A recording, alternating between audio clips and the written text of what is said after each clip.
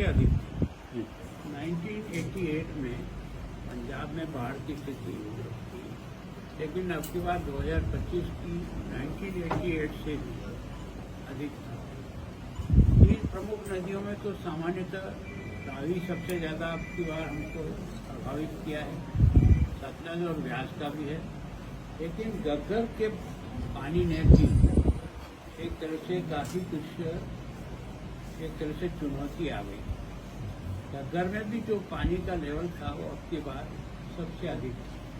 खतरे के निशान से ऊपर जा रहा था, और उसके कारण से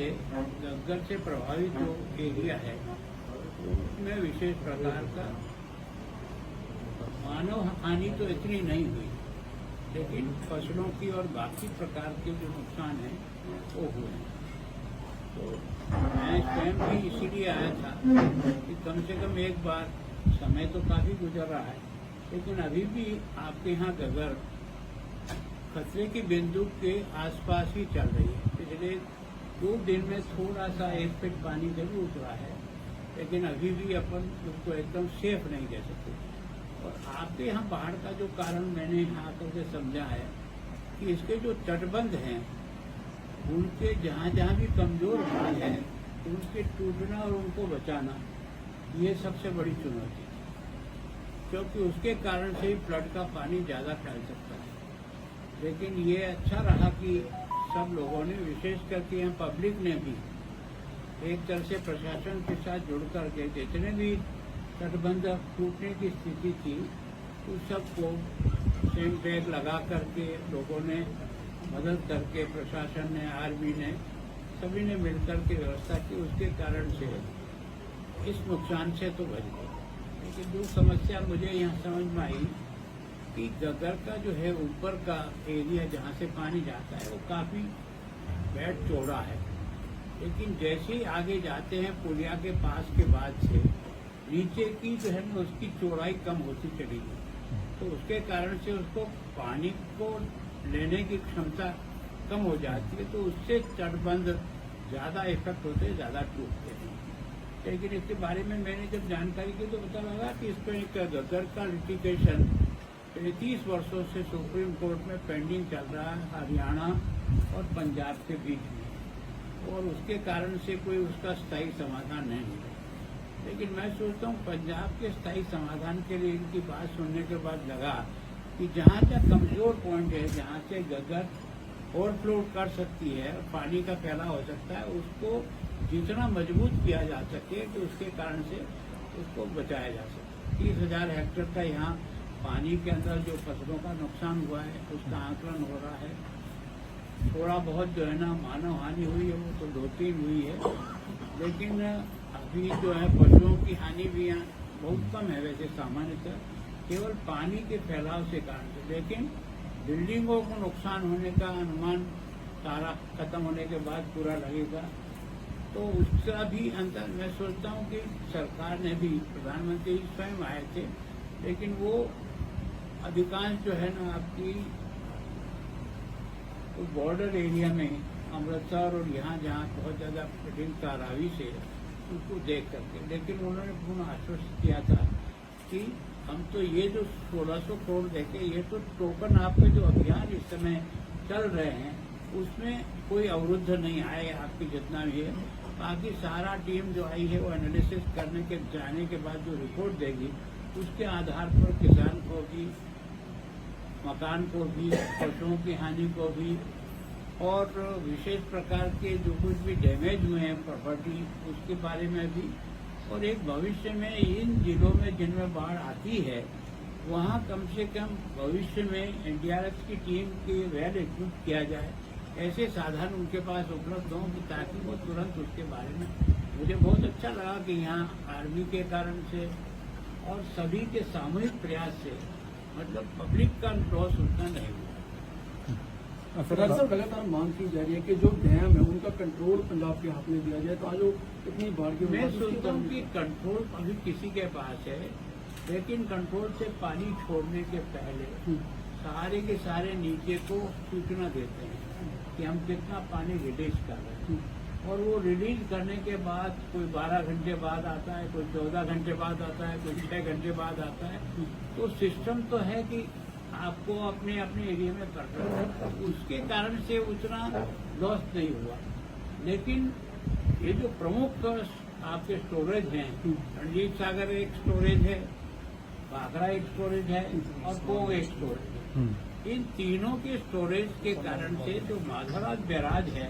उसमें जो पानी आया उसके कारण से जो उसके दरवाजे टूटे। और उसके अलावा भी जम्मू कश्मीर से जो नदियां आती है और कई ट्रिब्यूटरी आकर के आपस में मिलती है, हमारे यहाँ भी मिलती है गगन में, तो उसके कारण से भी फ्लडिंग होता है जिनका कोई नापतोल नहीं होता है। नापतोल एक पॉइंट पे आने के बाद ही होता है कि यहाँ से कितना पानी जा रहा है। और वास्तव में जहाँ बारिश का जितना कैचमेंट एरिया है उसकी बारिश के साथ ही उसकी जो कितनी क्वांटिटी आएगी इसका मैकेनिज्म डेवलप करना पड़ेगा, ताकि जहाँ से बारिश हुई है वहीं से सूचना परफेक्ट आए, तो एक तरफ से आगे से और सचेत आए। सर मैं गगन की बात करूंगा, ब्रीचेस जो होते हैं उसके समाधान के लिए आगे आने वाले कुछ समाधान दो ही है। एक तो जहाँ जहाँ आपने पक्का बनाया कि जहाँ टूटता ही है वहाँ पत्थर की पिचिंग के द्वारा बने। तो ये जो 15-60 पॉइंट हैं, इन 15-60 पॉइंटों को निश्चित रूप से हमें स्थायी रूप से इनको किस तरह से स्ट्रेंथन करें, वो एक रास्ता है जिसके लिए कुछ किया भी है। कुछ पॉइंट तो किए हैं, कुछ पॉइंट अभी भी नहीं हुए हैं, जिसके कारण से फ्लडिंग जो है ना वो सर मानसून तो सर जो घग्गर है, घग्गर पंजाब, हरियाणा और आगे राजस्थान में जाता है। जब बाढ़ आती है इसमें हर बार वही डिस्प्यूट है कि घग्गर मार कर गया और उसके बाद ऐलान होते हैं। क्यों ना हो कि हरियाणा, पंजाब और राजस्थान की तीनों सरकारों को केंद्र सरकार को ऐसा समाधान ढूंढने के लिए कहे कि जो आपने हांसी बुठाना से जो घग्गर को डाफ लगी, पंजाब खराब हुआ, आगे फतेहाबाद का नुकसान हुआ, उसके लिए कोई रणनीति बनाने की जरूरत क्या है कि ये जो घग्गर की जो समस्या हरियाणा और पंजाब के बीच में जो मुकदमेबाजी में सुप्रीम कोर्ट में जाके फंसी है, जिसका तो न निर्णय हो रहा है न कुछ आगे बढ़ रहा है, तो उसके स्थायी हल के लिए कोर्ट के फैसले आप जानते हो किस तरह से, जहाँ दो प्रांतों के बीच में पानी का डिस्प्यूट होता है वहाँ किस तरह से काम होते हैं। कई इसी तरह से पेंडिंग पड़े, बागरा मैनेजमेंट बोर्ड के भी इसी तरह से केस हैं। लेकिन मेरी जो समझ है उस समझ से ये है कि हरियाणा और पंजाब दोनों बैठ करके इसके हल के लिए सहमति बनाएं, तो मैं सोचता हूँ कोर्ट में भी उसका रास्ता बहुत आसानी से सर एक डैम को लेकर है, क्योंकि डैम की ना खत्म हो चुका है, कि मियाद खत्म हो चुकी है जब से वो बना है, ठीक है, क्योंकि वो कह रहे हैं कि उसमें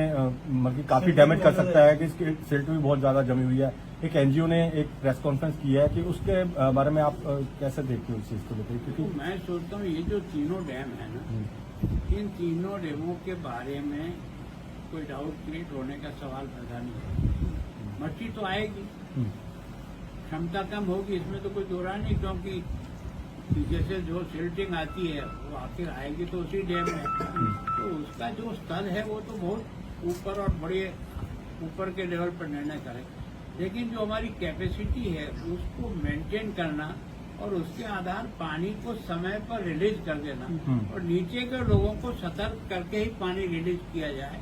तो थोड़ा सा मैनेजमेंट अच्छी तरह से कर सकते हैं। और ये थोड़ा बहुत हुआ, इसके कारण से ज्यादा नुकसान नहीं हुआ। पानी का फैलाव तो यहाँ सामान्यतः जमीन लेवल की है, इसलिए जब भी पानी आएगा तो पानी का फैलाव होगा,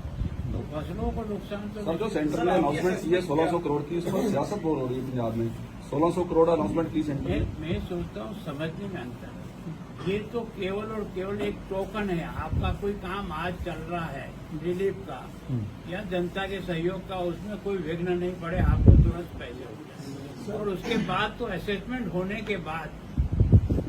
ये जो आपका आपदा राहत कोष है, मैं मंत्री रहा हूँ राजस्थान में आपदा राहत का, आपदा राहत का पैसा किसी भी राज्य को